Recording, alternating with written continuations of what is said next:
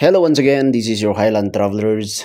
Good morning, good afternoon, and whatever time na nare-reach po kayo ng ating mumunting vlog, the Facebook page, Highland Travelers. Well, baka wala na pang nangangamusta sa'yo or wala pang nagtatanong sa'yo nito. Sir and Ma'am, kumusta ang ating buhay?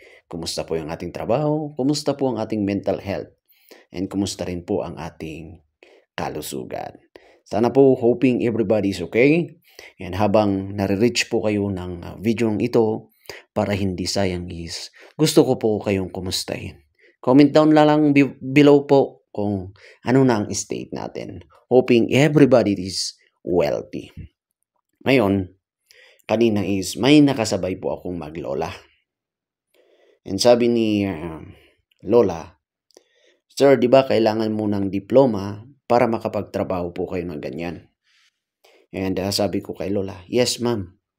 Kailangan natin yung diploma, kailangan natin magkaroon ng eligibility, then hindi lang eligibility para makapasok tayo sa ganitong trabaho kasi marami pa po kaming pinagdaang medical examination and physical examination bago po kami nakapasok sa serbisyo." And sabi kasi ni Lola, sabi na ng kanyang apo is, tinatamad na daw yung kanyang apo sa kanyang pag-aaral.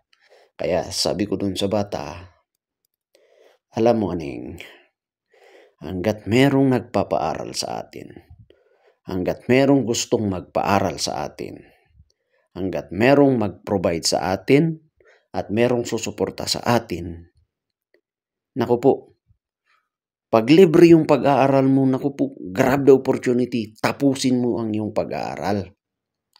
Hanggat merong mag-provide sa'yo, merong sacrifice para mapag-aral ka, mag-aral ka.